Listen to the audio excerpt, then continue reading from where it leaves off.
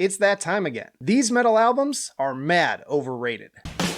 Breaking the law, breaking the law, breaking the law, breaking the law. And as always, it should go without saying that this is all just my personal opinion, and honestly, I like or even love a lot of these albums. I just think that they get a little bit more praise than maybe they deserve. But let's kick things off on a high note with Judas Priest and British Steel.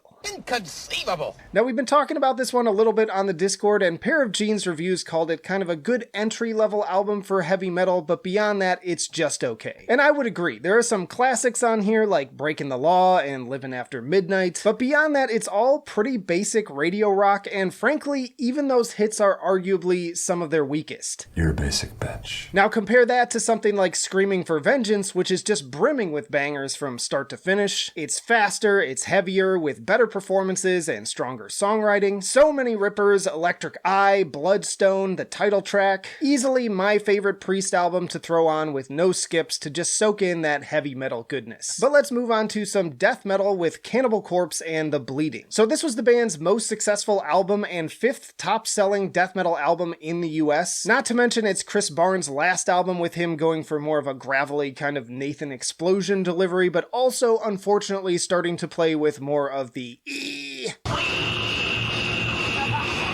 It's a little bit more groove-oriented in the guitars, with great tracks like Fucked with a Knife and Pulverized. I also like the slower, more atmospheric opening of Return to Flesh. But as far as the Barnes era goes, I think this plays second fiddle to Tomb of the Mutilated. Aside from the classic Hammer Smash Face, we've also got other great tracks like I Come Blood, Split Wide Open, and Addicted to Vaginal Skin. I just find it to be more consistent with a better overall sound. And there are Cannibal Corpse albums I like even more than this one, but again, as far as their work with Barnes, this is the one I'd recommend. Then for a newer one on this list, we have Whitechapel with The Valley. Now, everyone raved about this album when it came out and acted like it was the best new thing since sliced bread. So much so that I listened to it over and over and over again to try and figure out what the big deal was. Whoopee. Hooray. All right.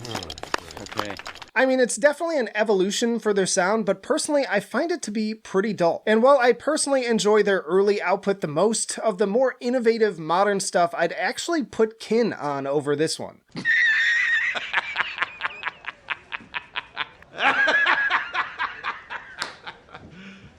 You serious? It's hardly a perfect album and is even pretty clunky in places, but overall I just found it to be more interesting and engaging to listen to. And really, I think once they work out some of the kinks, they are poised to drop a true classic. Never thought I'd say that about what's basically deathcore meets butt rock. Alright, back to some classics here with Megadeth and Peace Sells. So look, this is definitely one of my favorite Megadeth albums, but I consider that to be kind of a low bar. How dare you! This album took a somewhat slower and more dynamic approach, sometimes starting to toy with progressive arrangements like Wake Up, and the results are kind of mixed. There are songs I absolutely love, like the title track, which is just so much fun to scream along to, and that bass hook is one of the greatest of all time. But then there's a lot of other stuff on this album that causes me to check out, as well as some pretty questionable vocal performances, even for Dave. Peace, pieces.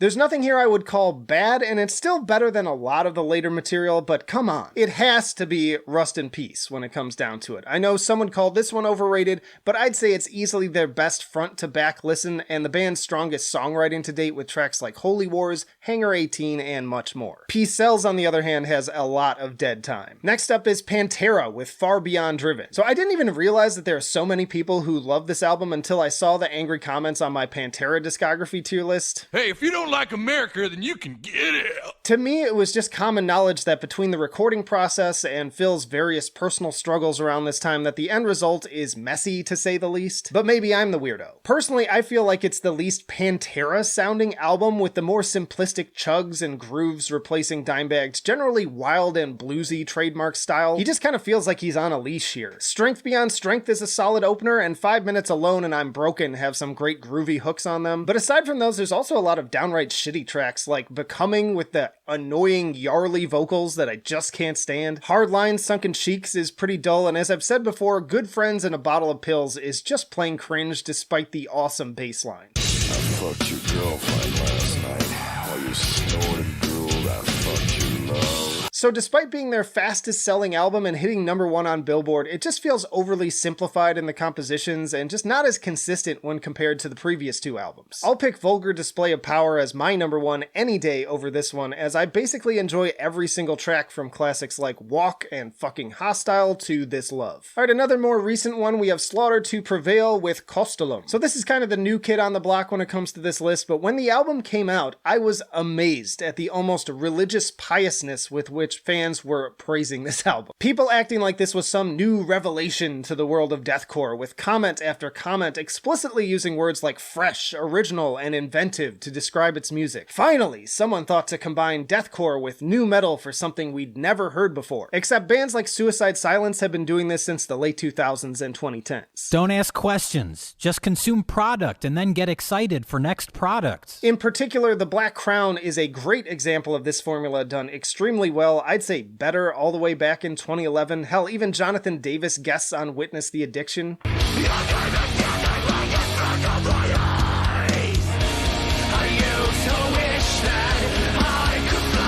Don't get me wrong, I think Alex is a great frontman and Baba Yaga was a banger, but don't try to tell me that this is God's gift to the genre. Really, a lot of these songs are bland and pretty basic. Alright, let's talk about Machine Head with The Blackening. So I had polled the audience about whether to do a Machine Head tier list when the new album dropped, but after sampling their best albums, I can see why despite thousands of votes it remained pretty deadlocked at 50-50. For many years I've been told by countless people that The Blackening is the best that the band has to offer, and that may be true, but it's an extremely low bar. Now the musicianship here is solid, plenty of great riffs, killer drumming, some decent songwriting, but goddamn Rob is just not a very good vocalist.